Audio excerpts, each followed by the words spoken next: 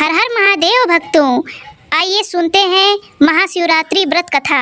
अगर आप लोगों को यह कथा अच्छी लगे तो अपने चैनल श्याम किशोरी को लाइक सब्सक्राइब जरूर करिए। आइए सुनते हैं शिकारी की व्रत कथा। शिव पुराण के अनुसार प्राचीन काल में चित्रभानु नाम का एक शिकारी रहता था। वह अपनी जीवन यापन के लिए शिकार करता था। एक बार वह कर्ज न चुका पाने के कारण साहूकार का भाजन बना। साहूकार ने उसे एक शिव मंदिर में बंदी बना रखा। उस दिन महाशिवरात्रि थी। मंदिर में पूजा पाठ शिव चर्चा हो रही थी, जिसके कारण शिकारी ने अनजाने में सारी पूजा पाठ सुन ली। अगले दिन साहूकार ने उसे कर्ज चुकाने के शर्त पर छोड़ दिया। शिकारी शिकार के लिए जंगल गया। शिकार की तलाश में वह एक बेल के पेड़ पे चढ़ गया, जिसके नीचे शिवलिंग स्थापित थी। शिकारी उस शिवलिंग को देख नहीं सका। पहला पहर, एक हिरनी पानी पीने आई। शिकारी ने धनुष तान लिया, जिससे बेल के कुछ पत्ते और उसके पात्र से कुछ जल शिवलिंग पर गिर गया। हिरनी ने प्रार्थना किया कि वह अपने बच्चों को सौंप कर वापस आ जाएगी। शिकारी ने उसे जाने दिया। दूसरा और तीसरा पहर, इसी प्रकार हिरनी की बहन और फिर एक मृग हिरण आए। हर बार शिकारी के हिलने डुलने पर बेलपत्र जल शिवलिंग पर गिरते रहे। शिकारी अनजाने में ही भूखा प्यासा रहकर रात भर जागरण करता रहता था और अनजाने में ही शिव की पूजा भी कर ली थी। चौथा पहर, अंत में जब वह पूरा हिरण परिवार वापस आया तो उसकी सत्यनिष्ठा और प्रेम देखकर शिकारी का हृदय पिघल गया। उसका मन पूरी तरह शुद्ध हो गया और उसने शिकार न करने का संकल्प किया। अनजाने में ही सही, लेकिन शिकारी ने महाशिवरात्रि की चारों पहर की पूजा, उपवास और जागरण पूरा कर लिया था।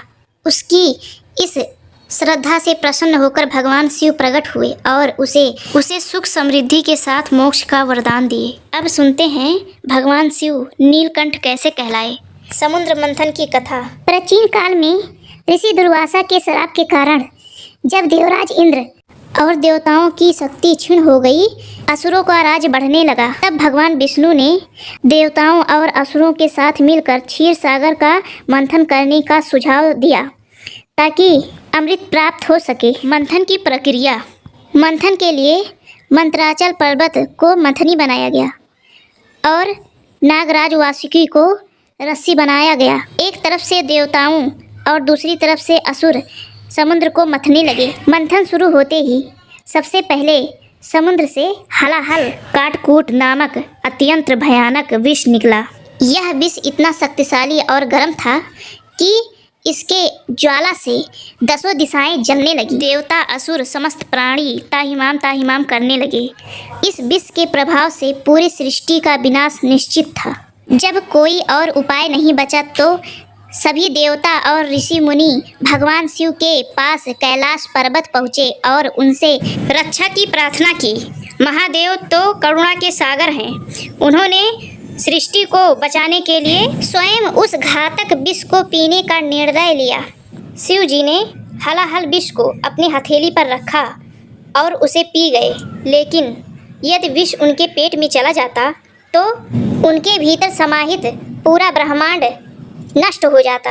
इसीलिए माता पार्वती ने तुरंत शिव जी के गले को अपने हाथों से दबा दिया, ताकि विष गले के नीचे ना उतर सके। परिणाम स्वरूप वह विष शिव जी के गले कंठ में ठहर गया। विष के अत्यधिक प्रभाव के कारण उनका गला नीला पड़ गया।